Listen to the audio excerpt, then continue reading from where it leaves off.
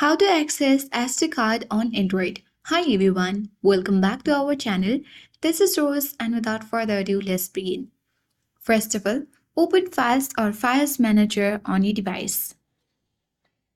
Now you can easily access the internal storage, or if you have the option of storage, you can see that and look for SD card under storage and tap to open it. So to access your SD card, you can easily look for SD card under storage if you have and open it. So the next thing to fix the SD card is to use simply you can restart your device, which is simple but effective. Simply hold on the power button on your device and you simply need to restart your device swiping towards restart. And you need to reinsert the SD card. For that, you need to power off, remove and reinsert the SD card properly.